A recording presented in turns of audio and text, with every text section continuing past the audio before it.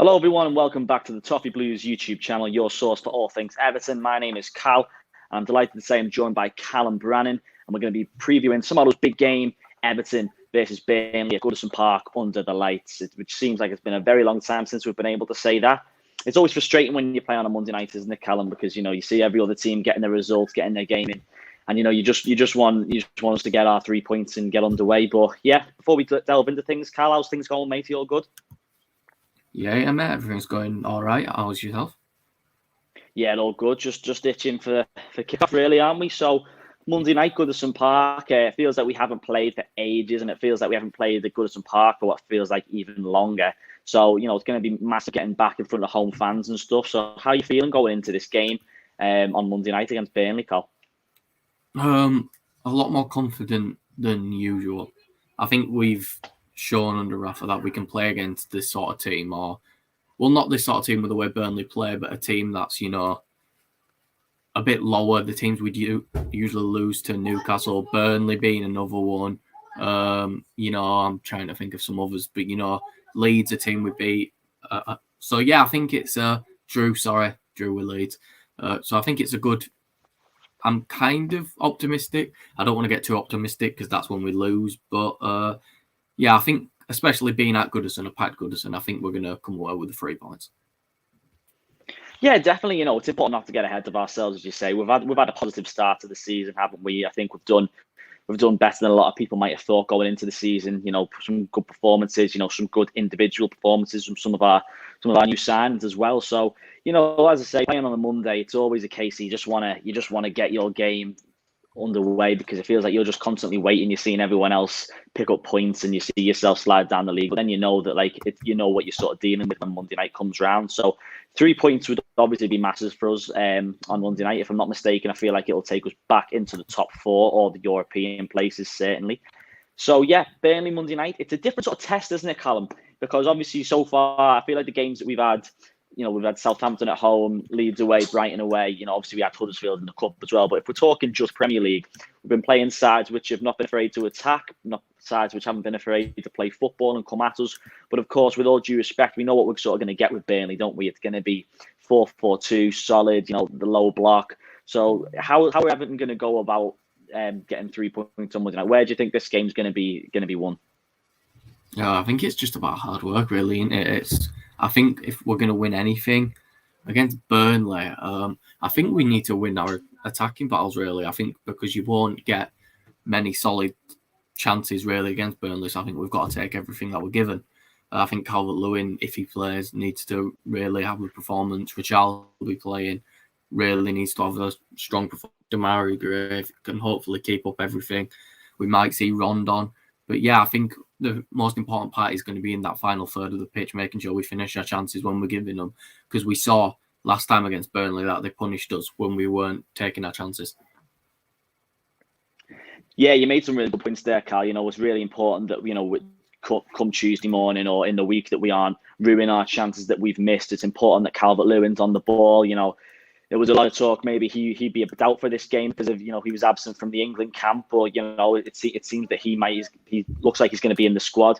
Of course, with Richarlison as well, there doesn't seem to be any issues there with Brazil. So our danger men, if you will, do like to play in. But yeah, you are right. Chances are going to be few and far between against Burnley. We know what we're going to get. Set pieces are going to be important. When players like Demarai Gray, Andros Townsend, and even Alex Iwobi get on the ball, it's important that we find a solution to unlock this defence. Just in terms of team selection, obviously Calvert-Lewin and Richarlison, hopefully fingers crossed, it's looking like they're going to be playing. I just wanted to pick your brains defensively. Rafa said in his press conference in the week that it looks like Ben Godfrey and Yerry Mina, who have been 2 players which have probably mostly been sorely missed in our squad so far, because a lot of the goals that we have conceded already this season have come from individual errors from the likes of, Mason Holgate and Michael Keane. So if Mina and Godfrey are fit and raring to go, would you throw them straight into a back 2, or would you have any other ideas? Yeah, I think that's our best centre-back partner. I think Holgate's been all right. I think he's been a lot at first. The first game against Southampton, he was a bit iffy. But then I think he steadily kind of got better. Keane's been not very good, to be honest. I think Keane's been one of our worst performing players. So I think Mina and Godfrey are by far our 2 best centre-backs, and I think they've got to be the first choice. especially someone like Mina, because we're going to be coming up against, Ashley Barnes and Chris Wood. We need people who can win those aerial battles. So we might see Michael Keane play because of that. But yeah, unless he has said that 100%, it's going to be Godfrey and Mina. But yeah, two aerially adept players. I think Mina especially is a necessity against a team like Burnley, a team that, might look for goals from corners or from crosses, similarly to us. So yeah, I think Mina and Godfrey offer us the best centre-back partnership because I just think, Mina's big, solid, strong centre-back. Godfrey's athletic, fast, and, he's probably our best player last season, so it'll be amazing to have him back. Yeah, certainly. You mentioned out the threat that Burnley are going to pose. So it's really important this game tomorrow night. I feel that we are very assured in defence because, there's been too many instances this season where we've looked at too shaky and we have given up goals. So, we know with Burnley, they're going to be looking for goals from set pieces. You mentioned there, Ashley Barnes. You've got players like Chris Wood, dangerous players who can hurt us from these kind of positions. So it's vital that Everton are switched on when it comes to these defending scenarios, which is why there is a big argument to put our best two centre-halves in there, with Yerry Mina and Ben Godfrey. I agree. I think Ben Godfrey, we just can't leave him out. I feel like he's just defensively, he's head and shoulders above Michael Keane and Mason Holgate. Some people might say that's a bit harsh, but I think that is the reality.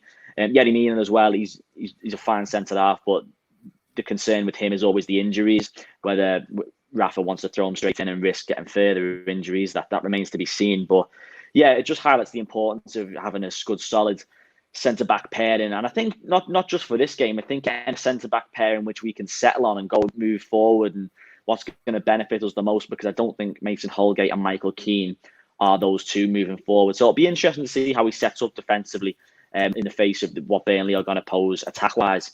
The other end of the pitch, Solomon Rondon, of course, deadline day signing. The only signing on deadline day, we've already spoke about this enough times, haven't we? A bit of a frustrating end to the transfer window for us, but nothing much of a surprise, really. So Solomon Rondon, he's coming in. Rafa seems to be speaking very highly of him. His work rate, his attitude seems to be big factors in why this move was made. I imagine he will be in the squad for Monday night.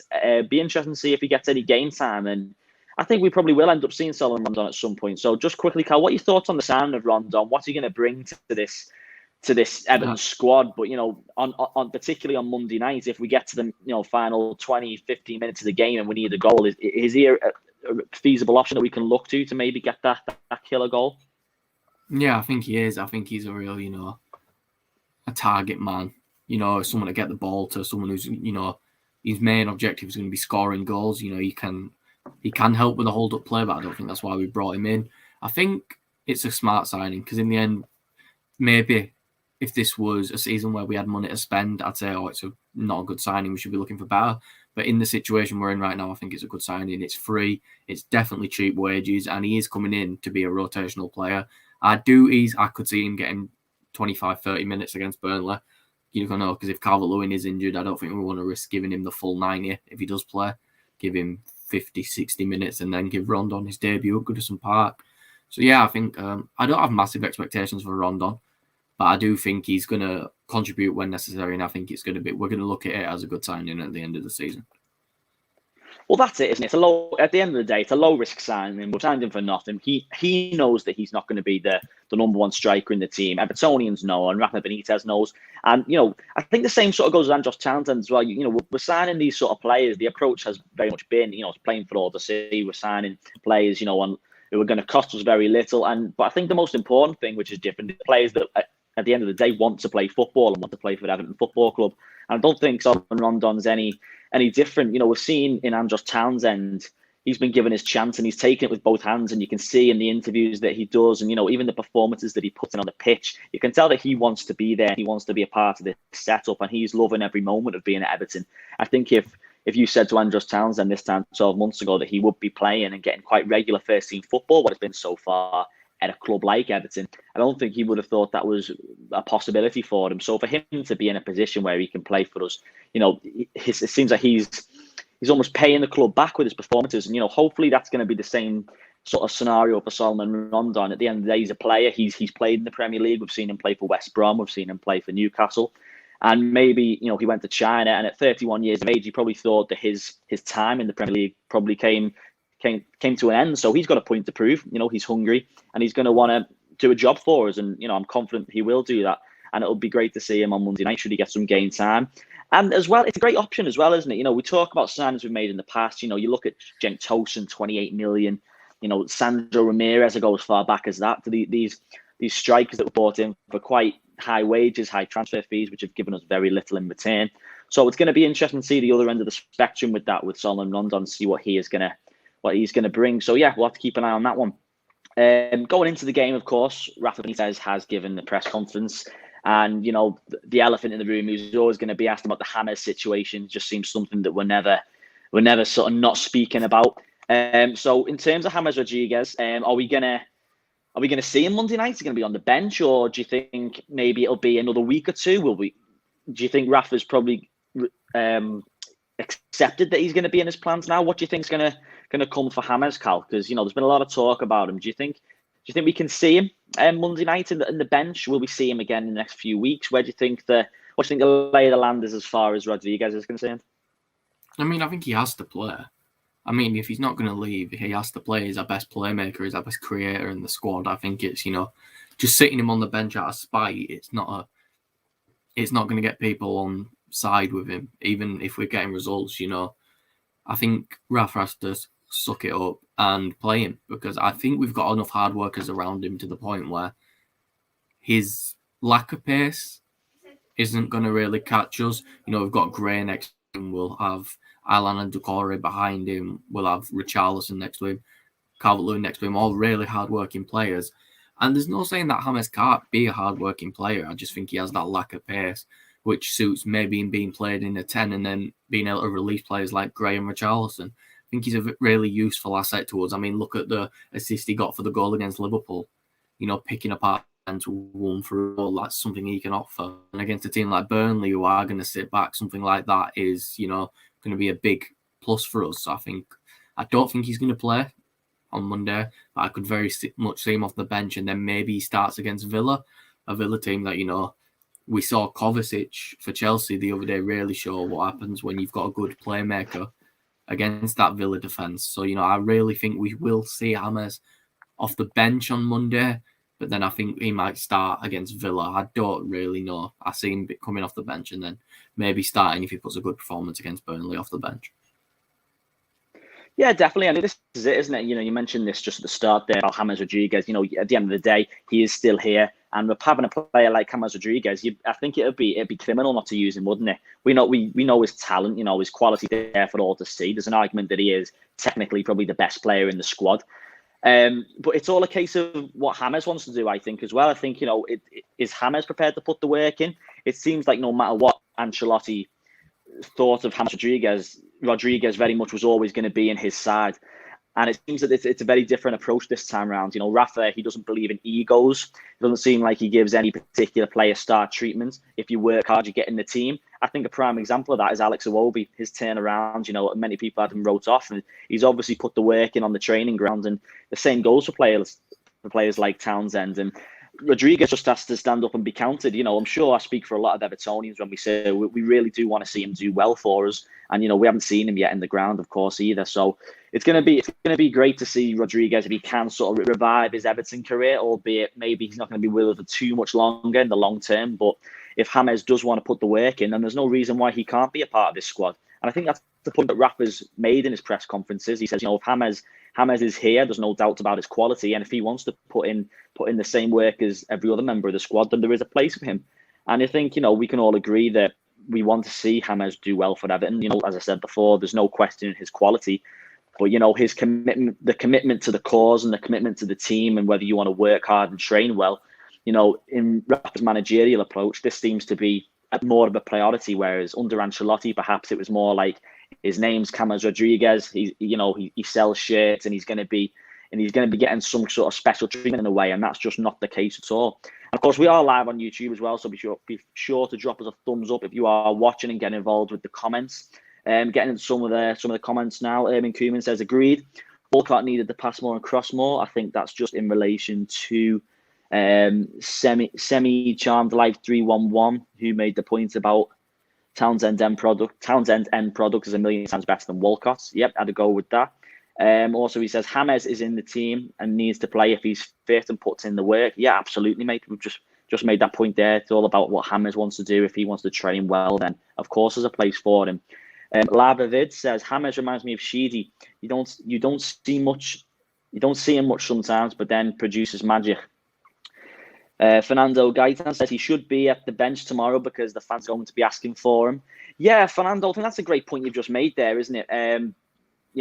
We see James, he's not really experienced that Goodison atmosphere yet. And so just to ask you, Cal, how much do you think that the atmosphere and the fans actually being there, a full house Goodison with James, let's say, for argument's sake, let's say James is in the squad Monday and he comes on with 20 minutes to go, 15 minutes to go, and he comes on and the reception, that he's obviously going to get a good reception. Like, how much of an impact does this have on players? And will this have a bearing on James Rodriguez with the reception that he's going to get from the fans? Because the fans, they're not going to boo him, are they? So it's going to be great to see him. So do you think that's going to be vital in how James sort of reacts to his future with the club? How much a role do you think the fans are going to play in relation to James' attitude, in relation to the atmosphere of Goodison? I think it's going to play a huge part because obviously he's never experienced it. Obviously experienced the love online in his Twitch chat on the streets with the bloody Echo Falls thing that happened early last season. But, I think he's never really been in a full Goodison Park. He's been, because I even think he was injured when we had fans, even like 2,000 fans or however much it was. But yeah, I think it's going to be big for him. I think he's going to realise that he actually is loved by Everton fans because, a lot of them, haven't given up on James. A lot of us won't give up on James because we know the talent that's there. So I think he'll get a big reception when he comes on. Or, Rafa might even start him because he might think that Goodison Park atmosphere might really bring something out of James where he wants to work hard and he goes. It might make James realise how appreciated he is and really put that effort in. So I hope that's the case. That's the best case scenario for us. Yeah, definitely. Look, it remains to be seen, doesn't it, what's going to happen with James. I, for one, hope that he can still do a job. You have James Rodriguez in your team who doesn't want to not use him. If he's going to be there, use him.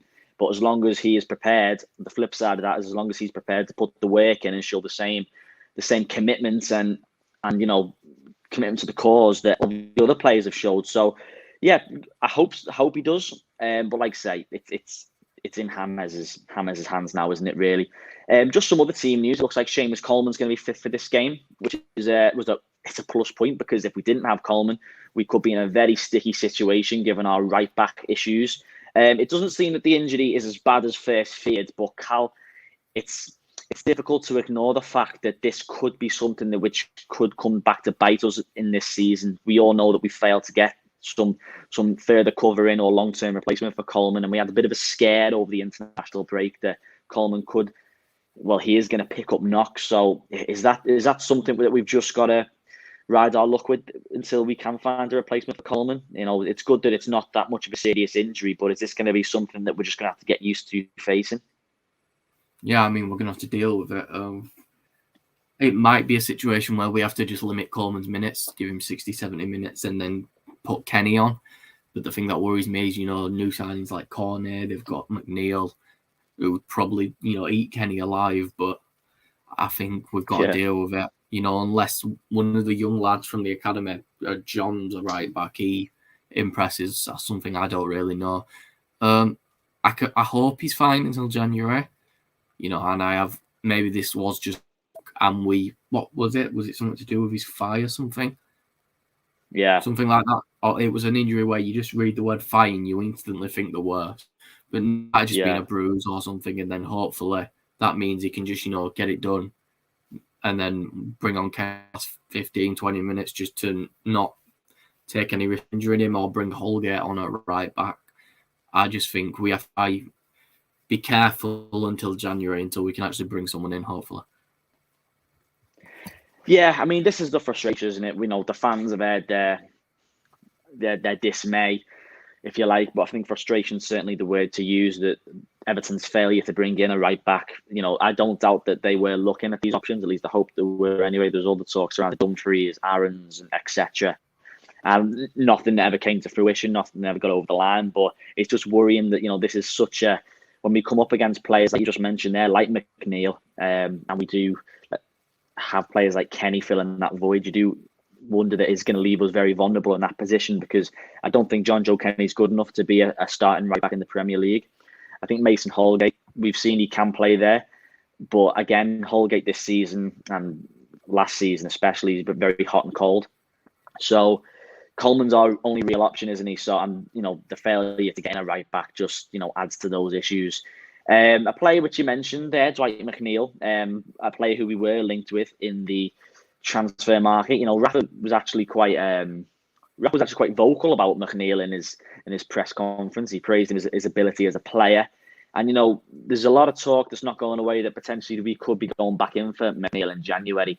This divides opinion. I always spoke about this in previous videos, but McNeil, is he sort of a player Everton can look towards, or are we sort of maybe giving the likes of Alex Iwobi a further chance, maybe, because we've seen how much he's improved? Or is McNeil still a player that you'd like to see Everton go in for in January?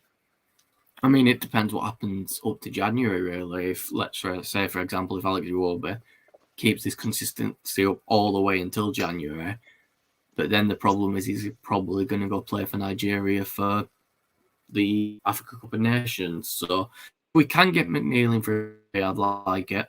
If Burnley are still quite low down the table in January, usually they're low, but they're always away from relegation. If they look like a real struggler for relegation, McNeil might, say, get me out now while I've got a chance. You'll get more money from me now than you will at the end of the season. Do it now to get rid of me. So I would take him. I think it depends on the money we spend and the form of the players, the other players who play his position in the squad before. I'd say yes to it. Yeah, great. I mean, of course, we are live again on YouTube, and we are going to get into some of your comments. Live Avis made a point here. He says, could the new wingers double as wing back for a limited time? Interesting point. We mentioned before, and Townsend earlier on in the video, about his attitude, how it seems that he just loves to play for the club, and wherever the man, I think he actually said when he signed for the club, wherever the manager wants to play him, he'll give his all. So, Callum, can you see Townsend doing a job at right back? Maybe can you see him fulfilling that role, or do you think he's more entwined to be an attacking player, getting balls into the box? I don't think it's worth the risk, because he's going to have, he's going to have decent players coming at him. McNeil and Cornet are not bad players at all. They're both, Cornet's, scored winning goals against Manchester City in the Champions League. So, you don't really want to be taking risks like that. James, Mr. Everton here, but I believe Gabamin can play at right back. I think he did play some right back before he was moved into midfield at Mainz, I believe. So, I don't think he'd be a bad option. He's really solid defensively. So, I think he offers something for us at right back, but it's like Sammy put here, playing players outside that natural position is a poor depth solution, but we'd have no choice really. So I think it might have to be Rafa looks at a few players and says, trials them at right back in training or something, and then sees who looks the best. Because I do think Townsend and Gabamin would probably do a better job than Kenny, no offense to Kenny, but I think that's the unfortunate truth for it. Yeah, Urban Koeman says, would anyone take Aurier? Obviously, the fullback who had his contract terminated by Spurs. I don't think he's actually transferred anywhere. I haven't seen much about him actually signing for a new club. I think there was talk about maybe going to, was it Dubai or the Middle East or something like that? But that doesn't seem like it's come to fruition. It's a funny one, this one, isn't it? Because it seems glaringly obvious option to maybe go down. Like, it's an avenue that would make sense if not anything else. Cal, what's your thoughts on Serge Aurier? Would that be something that Everton sort of missed the trick with? Is it because of our financial situation, or do you think it's maybe just someone who Everton aren't really interested in? Well, if he's a free agent and if he's saying, because he said, I want to stay in the Premier League, maybe we're taking our time with it. I just Googled his name there, and the first thing that came up was something about an Everton move. So yeah. I don't think it's necessarily a bad idea. We've spoke about it before, trying to offer him a prove yourself contract. Maybe that's what we are doing. And maybe, because in the end, I don't think something like this would be big in the news, especially with it not being the transfer window. I think this is something we could do quite quietly. And I think it would be a good option. I think because then, just in case Coleman, isn't completely fit, he offers us a decent option. He's a bit error-prone defensively, but I think that's something Rafa could work with, and I think he's already good going forward. So I'd 100% him because he'd be the best option we have right now as a backup. He's free. He might be decent wages, but if you're only paying for a year, then you're not paying those wages when it comes to the next summer transfer. This is it, isn't it? Yeah. Yeah, Everton have got it. We've seen Everton have been shrewd. Everton have got to be sensible, but this move does look like it makes sense on many fronts. It looks like it ticks many boxes. At the end of the day, he's a Premier League proven player. Played for Tottenham Hotspur. He's a fullback.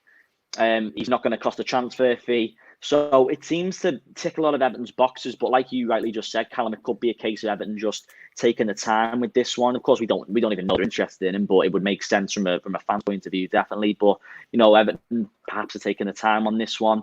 A good point Callum just made there as well as, a sort of prove yourself sort of contract, maybe just a deal until the end of the season. Something like that might be an option which Everton could explore because, I think Everton have been stung too many times in the past by, their eyes light up at a shiny new player and just throw a load of money and a big contract at them and find out that this player's given very little back and we're finding it very difficult to get rid of them, which is, how we're in the situation we are now financially. So that's a good point, Carlos. I feel like that could be a sensible option, maybe going for a player like Serge Aurier in that type of contract. But of course, we have to ask ourselves as well: is this a project which would attract Serge Aurier? He said that he wanted to stay in Premier League, but at the end of the day, Everton don't play European football or anything like that, so it's always going to be a bit hard. James says extra depth in a full-back position for no fee would always be a great option. It seems to be the option which makes a lot of sense. But yeah.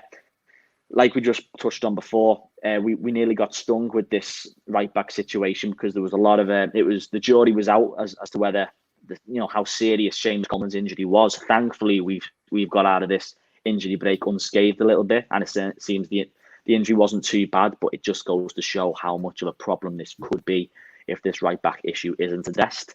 Of course, keep your comments coming in. We're going to read out as many as we can. Get involved in the discussion. We're just going to go back to talking about Monday night's game now. Burnley, so far in the Premier League, they've played 3, lost 2, drew 1. Burnley very much looking to get off the mark. The last couple of years, we don't have the greatest record in the world against Burnley. We beat them against, they beat us last season. I'm pretty sure they did beat us. I think McNeil scored a wonder goal, didn't he? At Goodison last year. Goodison, yeah. Yeah, we got beat. Season before that, Ancelotti's first game, we won. It's not too much joy against Burnley as we have with other sides. We've only won 3 of our last 8 against Burnley, and there's been 1 draw in the last 15 meetings. So, Callum, that suggests that by all means, it's not going to be a straightforward game at all, is it? It's vitally important that we don't do what Evertonians always do and think we've had a great start and we're going to get carried away and go into Goodison on Monday night expecting 3 points. I feel that's the worst thing we could do. We've just got to, take them at face value and just respect Burnley in the way they play and just hope that our players can unlock their defence. It's not going to be an easy game by any stretch, is it, Cal? No, I don't think it's going to be easy at all. I think it's hard to find an easy game in the Premier League, no matter who you're playing, really. Even look at Newcastle the other day. It might have ended 4-1, but Newcastle were really troubling United at a point. So I think the good thing about Rafa is we don't go into any game thinking we're better. I think we did that under Ancelotti. There was this, I don't think it was from the players, but I think the manager had a sense of arrogance where we looked at these teams and thought, easy win, and we'd lose. But yeah, I think it's the good thing about Rafa is I think we'll get results against these teams. And, I think we look at it as if, we win this game, we're going to the top 4. And I think to be around the company of, Man United, Liverpool, Man City, I think to be in that company, even if it is just 4 games in, it's a good start. And, it's a similar start to the start we put up last season. So I think it helps give the fans hope against, with Rafa. I think it gives us good form going into games against a team like Villa, who, Villa are in fantastic form at all. So I think it's the best case scenario for us is if we can just go out there and we can put on a good performance and win. I'd take a draw. I won't be upset with a draw, but I think, going to Goodison and taking 3 points from Burnley would be a massive boost to the fans and to, Rafa's reputation in the club. Yeah, certainly. This game, it's an interesting one, this one, isn't it? Because I feel like this is the first sort of game I feel this season where you could argue that there's a feeling amongst fans that there's an expectancy that we're going to go and win this game. And every game we've played so far this season, Southampton at home, we no one knew what to expect. It was Rafa's first game, atmosphere wise, no one sort of knew what Everton side were going to turn up. We got 1-0 down, and thankfully we turned it around with a fantastic second half display. And obviously, it was great to win our first game. Then away at Leeds, again, that was, I think a lot of fans, fair to say, we were happy with the points, albeit we could have easily had 3. The point was great. Brighton away, we know that Brighton can play great football. And we put in a good display. We took our chance when they came our way. So, yeah, and we went to the international break and everyone was relatively happy. Now we've come out of the international break now and Everton are playing again at home.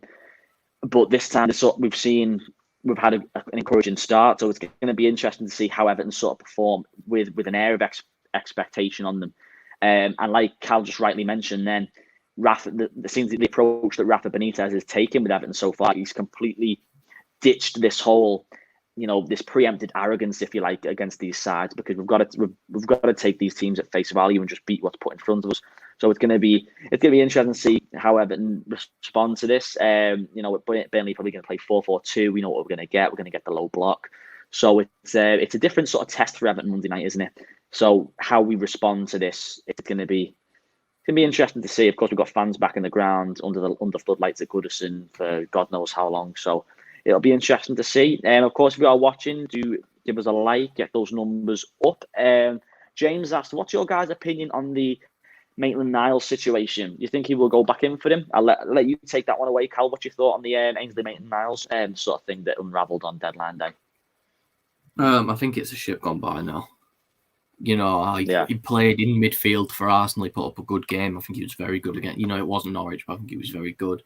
Moved him in a right back towards the end of the game. But I think Arsenal now are going to look at a player like Maitland-Niles after such a bad start and go, maybe you should get a chance. But I do think maybe if they end up signing Aurier, Maitland-Niles goes, I put my trust in, let me down again. They're going to, I think they're going to trust Niles, and I think he's going to be an Arsenal player maybe till at least the end of the season. Yeah, I agree. I think it would have been a good sign had we have got it when it happened. It seemed like Maitland-Niles really fancied the move, didn't it? And he was eager to link up with Everton. It seemed that Mikel Arteta had other ideas and seemed to put the blockers on that quite quickly, blocking the move. So it was disappointing, of course. I don't doubt that was a player that Everton were going in for, and it was just unfortunate that we weren't able to get him at the end of the day. There seems to be a couple of stories which have sort of trickled out in the wake of the window close. Another one is Donny van de Beek was another one, wasn't it? We heard about him, that he was potentially in talks with a move for us. And, at the 11th hour, it seemingly seems that Ole Gunnar Solskjaer put a bit of the blockers on that. Just on Van de Beek, is he a player you would have liked to have seen and get that one on the line in terms of squad depth? Yeah, I definitely think so, because I think it's a player who wants to prove himself in the Premier League, and it's a player who we have seen can be a key contributor to a Champions League semi-final team. That's not exactly something to be sniffed at. You look at that and you go, wow. You look at the player he was at Ajax and you think, really, really good, moved to United for a lot of money, and then just never given a chance, unfairly in my opinion. He came on the other day and it was like one of the biggest shocks in football. Never mind Ronaldo returning. Van der Beek actually got a chance to play. But yeah, I think it's what James put here, it seems like other teams just don't want us to strengthen. Arsenal, understandably, because let's face it, we are now a direct rival for Arsenal for a European position. Whatever their fans think, I think we're arguably in a better position than them. So, I can understand that. But Man United's a bit of a strange one because, what do they need Van der Beek for unless he is going to play more this season? But, it's one that I would like, but I also don't think it's the end of the world that we didn't get him. If it was a right back, for example, if he was a right back, maybe my reaction would be a lot different. But, I think we're fine in midfield. Yeah, we've got options there, haven't we? We've got options there. Alan and Decore seem to be really flourishing in these early games. And, we've seen that Decore is playing a much more advanced role. He's been carrying the ball forward. And, against Brighton, I thought he had another fantastic game. He was unlucky not to get on the score sheet again. And I feel like Decore is really, coming into his own in that more advanced role, which is great to see. Semi-Charm Life 311 says Chris Wood's one of those players no one mentions, and then all of a sudden he puts one in on you. Yeah, I mean, we've been stung by him in the past, haven't we? You can't sort of undermine these sort of players, because we've seen it only takes a set piece, and he's your man. He's who you want in those positions, and he's he's going to be a threat for Burnley on Monday night, and he's got to be one for us to watch. And earlier in the stream we discussed why it's so important that Everton gets this defensive partnership sorted on Monday night, because we can't afford mistakes. Because as we saw. I go back to the Southampton game, first game of the season, a mistake by Michael Keane, and all of a sudden they go 1-0 up. And, Burnley, if that sort of scenario happens against Burnley, then it's going to be very, very difficult to come back from that, because we know that, Sean Dyche's side sit in, very difficult to play against. And, the longer that clock goes on, time wasting stuff to come into it. And before you know, we've got a very, very uphill task on our hands. Semi-Charm Life 3-1, Alan Decore partnership is boss. It is indeed. So we should look at signing the Birmingham City loanee Riley McGree. Is a Cameron looks like the Timmy Cahill second coming. I'm not too clued up on that one. To be honest, I probably have to do a bit more reading around that one. But it could be an option. The only worry for me, Cal, is the injury situation. If we do face injuries in that midfield, we mentioned that our starting 11, Alan Decore seems to be probably playing the best football in their Everton careers so far. So injuries, is that a big area of concern for you? Should one of them pick up a knock? How well covered are we in that midfield area? I think, for example, if Alan gets injured, I don't think it's the end of the world. I think Gabamin can step in and do a good job. I think the big problem comes in if two of them get injured. It doesn't matter the mix. It doesn't even have to be Alan Decore. It could be Decore and Gabamin. It could be Alan and Davies. I think then we're starting to look at problems. I think we can deal with one injury to the midfield, but even then, I don't think that's good enough depth really. If we can only deal with one midfield injury, and then it could be things falling apart. But yeah, I think we could deal with one injury. Even though saying that, the midfield two have been so good together that him getting injured, one of them getting injured might just make us fall apart. But I'm not. It's mainly not defense, the fullback positions I'm really worried about. That if someone gets injured there, and we all talk about if Coleman getting injured, but Digne gets injured, that's it. Godfrey's got to go and play left back, but so as long as our fullbacks are fine, then I think we'll be okay. Yeah. Brandon Fielding's just made a good point. He says, I do fear for the lack of squad depth in the hectic Christmas busy period. If we get a couple of key injuries, not getting some of those deals may come back to haunt us. Absolutely, Brandon. That's half the problem, isn't it? It's all well and good. Thankfully, everyone seems to be fit. Most players seem to be quite fit at the minute. But we all know, as we saw with the Coleman scare at the international break, it just takes sort of that one injury, and that can really disrupt the flow of the squad. And Callum just rightly mentioned then as well, Abdoulaye Decore, or Alan, one of them gets injured, maybe, you look at a Gabamin to slot in, but, two of them get injured at the same time, then, we start to leave ourselves open a little bit then, which is something we've got to watch out for. Having said that, Erwin Koeman says, I hope this is John Joe Kenny's time to shine. I'd like to see Kenny do well. I would. He didn't really have the best of loan spells at Celtic, did he? So what do you think, Callum? Do you think Kenny can maybe revive his Everton career, or do you think maybe, how old he must be, about 20, 23, 24 maybe? I could be wrong there, but if he's gonna make it, it's gonna have to be soon, isn't it, Cal? Yeah, it has to be. I mean, I think the problem with it is he reliable? Is he a reliable choice? He went up. If you go up to Scotland and play crap, then it is. It's hard to really not be worried about you. We all say it, we're happy to be proven wrong. We're happy for Kenny to be given a chance and then make us look like a mug. But is that going to happen is the worry we're all sat here thinking, It's like he put a sell on him, no offence to Celtic, but if Celtic don't want you in the Scottish League playing right back, then it is a big problem. But, I do hope he does prove us all wrong and make us all look like idiots. I'd be happy for that. I've said the same thing about Iwobi all the time on this channel. You know, I'm happy to, like, he's the season, make me look like an idiot if it means the team are getting points. Yeah, absolutely. You know, you alluded to the fact there of Alex Iwobi. He's come back. Many people, myself included, towards the end of last season, he was top of the list for the exit door. And to be fair to him, he's came back and he seems to be making a bit of an impact in the games that we've seen this season, which is really encouraging to see. Which, you know, was credit to him and, you know, credit to Benitez as well. You know, James says, have we written off Andre Gomez? He may be a completely different player under Rafa. We haven't seen that much of him. I thought he played well against Huddersfield in the cup when he played there.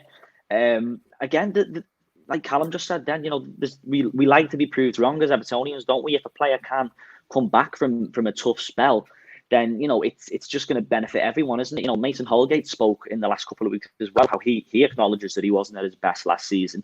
And, you know, it's down to these players and to, you know, right the wrongs of these seasons that have gone by where they've not been the best. So, and the same goes for Andre Gomez. You know, there's a lot of talk about him maybe moving on, but, you know, he's still here. He's got a job to do, and if he wants to step up to the plate and be counted, then, you know, that's absolutely on him. Andre Gomez, Carl, thoughts on him? Do you think he can sort of revive his career a little bit under Benitez? I mean, he's not leaving, is he? So, I mean, I think there's a player in there. I think he showed on his loan spell that there's a player in there. I just think it's rinsing that player out. But, you know, I don't know, to be honest with you. I think he looked quite good in the cup. I believe it was him who got the assist for the Townsend goal. I think that was the cup game. You know, a really good squared ball across the box. You know, I think he's got a good touch, a good pass on him. I just think he's a bit reckless as well. And he tries to go in for these big challenges and whiffs completely. And it leads to him getting beat. But, you know, I think he's a good depth option. I don't think he's a bad depth option at all. I just think his problem is he's on massive wages and, you know, a depth player shouldn't be on wages like that. But I think as a player, he's a good player, and I do trust Rafa to get the best out of him, to be honest. Yeah, G Gamba says we need a good choice of centre backs like Mina and Godfrey to stop good forwards that other teams have. Yeah, that's true. You know, we said that earlier on in the video. It's important that Everton sort of make a choice on this defensive partnership. I feel like too many times in recent seasons, it's sort of been one in, one out, and there's never, and you know, that might be down to injuries, of course, but you know, we really want to keep a sort of consistency with our defence, like we did towards the later years of Moyes, when it was very much, you know, Jagielka Kurdistan, and you knew that they were going to be on the team sheet, and you knew what you were getting with those players. And if we can get that with Mina and Godfrey, as you've just mentioned, then you know that would be great. Brandon Fielding says, I feel like last season none of our players really improved themselves, whereas this season I'm seeing a lot of improvements in the squad, which is good to see. Yeah, absolutely, Brandon. You know, and you know, we mentioned Alex Iwobi there again as the prime example for that. He was very much discussed as a player who Everton needs to bin off as soon as possible, and I think he's been amazing. Well, maybe not amazing, I feel that's a bit far-fetched, but he's definitely improved. He's definitely improved, and he seems like he has the potential to add a lot more to this squad. So what have your thoughts been on the start of the season Alex Iwobi's made, Carl? I think he's been fantastic. I think he's been one of our best players. I think he's shown a real improvement in his ability and a real improvement in his end product when he's been in the area too, you know.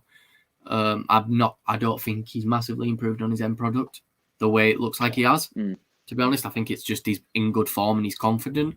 But I do think his season's going to be much better, and I think he's going to contribute a lot more than he ever has for Everton. And I'm happy to see it. You know, hopefully he can keep it up against Burnley.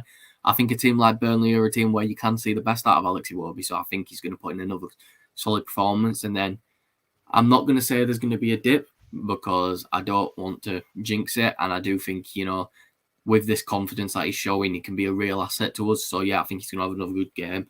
And I could see him starting instead of Townsend. Yeah, definitely. I'd go along with that.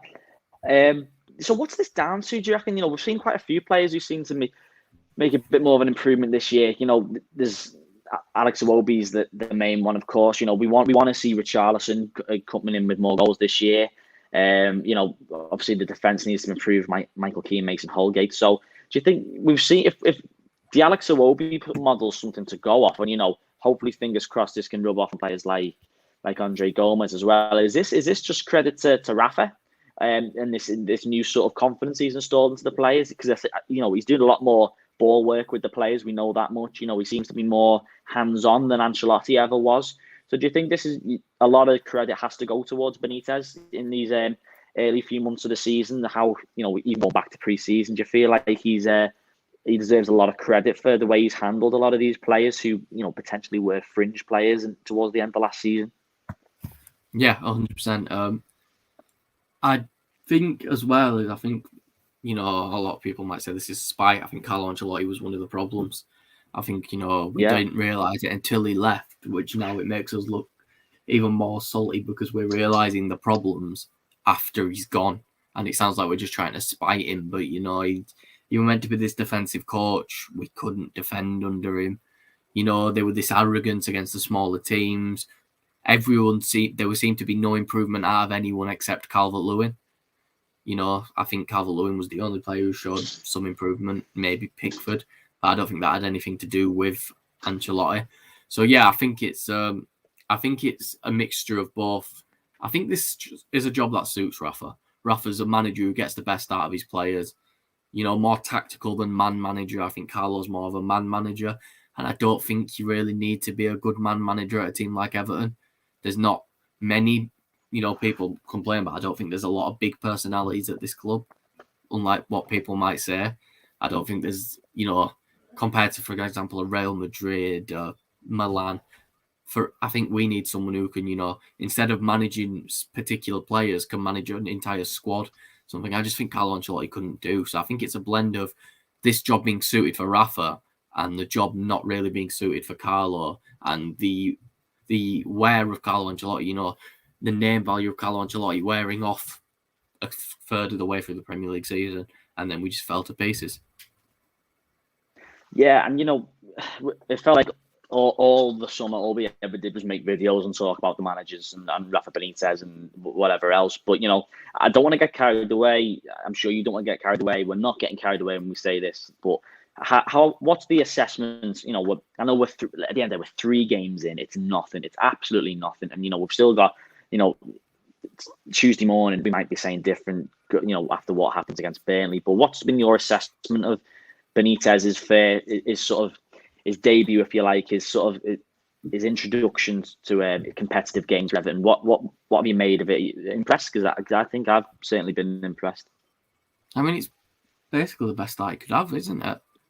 Won every game except the Leeds game, and a draw at Leeds isn't a bad thing. It's not a bad thing at all. So I think, it's a good start. We haven't lost a game yet. We've picked up, what is it? We'll have picked up 7 points. Yeah, we'll start the game on Monday on 7 points, and then with the potential to take it to 10 and get into those European places. Yeah, exactly. And a win puts us in good company. Teams like Man City have got 9 actually, so we'll be above City. United, Liverpool, company with I don't expect us to be in that company at the end of the season, but it's company it might hurt us to say we want to be in company with Liverpool, but when you look at the league table, it's exactly where you want to be, as a massively optimistic Everton. But no, I think the longer we can stay around that top 6 area, I mean, look at it last season. We were in around the top 6 for so long, and then it fell apart. I think, for example, if we do the same with Rafa, I couldn't see us dropping games, because then it will be, Rafa will turn off the exciting football and it'll be results only. So yeah, I think it's going to be a great feeling if we win, and I think it's going to be a lot of optimism going in with 10 points against Villa. And I don't think Rafa will underestimate Villa at all. So, I could see us winning all the way until the United game, to be honest with you, which, is after the Norwich game. So I could see us, picking up another 3 wins, hopefully, touch wood, another 9 points. And then there's the test when Cristiano Ronaldo rips us to shreds. But I don't think that's the problem. So I think we need to look at this as pick up as many points as possible, because Ronaldo's going to kill us. I think that's the situation we're looking at. Yeah, definitely. I think a lot of what you've just mentioned, comes back to a point that you've made a few times, Carl, is that, this whole arrogance seems to have gone now about approaching these teams. And, there seems to be a job there, and Rafa knows that there's a job that needs to be done, and that's to get 3 points by hook or by crook, isn't it? So, that's very encouraging going into these games. Like you said, there's always a worry that we're going to let ourselves down against teams that you'd expect for us to get 3 points. And I think that's why it's going to be interesting tomorrow night, because this is a game that you would expect Everton to go and win. We do have the ability to win it. But, it's all going to be about the approach to the game the manager takes and the players take. And, if it's going to be like anything that we've seen so far this season, then there's reason to be encouraged by that. So, yeah, just before we start rounding up, Carl, what predictions for tomorrow night? What are your thoughts ahead of it? And, of course, leave your predictions in the comments below. What do you think, Carl? Predictions for tomorrow night? I think it's going to be a difficult game. I think it's going to be... I'm hoping it's similar to the Brighton game, but Burnley won't be nearly as attacking. Hopefully we can show that we can control the ball, something we've always struggled with. Hopefully the players show that we can control the ball a lot more, because I think we will end up having more possession. I'm hoping Godfrey's not rusty, because I could see us conceding, because, it's his first game. I think I'm going to agree with Semi the more I think about it. I think I'm going to go 2-1 Everton. Yeah, I think so. Yeah, like I said, we all know it's going to be a tough game, really tough game. Burnley at home, it's never an easy game at all. It's a different sort of challenge, different sort of test. They're not going to come at us, are they? They're not going to play free-flowing football. They are going to be stubborn. They're going to sit in, they'll block, and it's all about Everton. We're going to be looking to Adamari Grays, Richarlison's, set pieces, Calvert-Lewin getting on the end of key balls. And, hopefully if we get one, and then maybe they'll start to fritter away a bit then, and then we can put in a really professional performance. I know if that's the case, it'd be great to see like a 3-4-0 or something. But of course, we'd be happy with 3 points. That's the main thing, isn't it? So, and like I said, 3 points to take us on to 10 points. 10 points out of 4 from 4 games in the Premier League. That's a great return given the skepticism going into this campaign. So, it's going to be interesting to see. So, thanks for everyone for tuning in. Thanks for leaving your thoughts and your comments. Big thank you to Callum to come on with me to do this stream. And we hope to see you all next time. And hopefully we can celebrate 3 points tomorrow night and continue this good start to the season. So, all the best, everyone. Take care.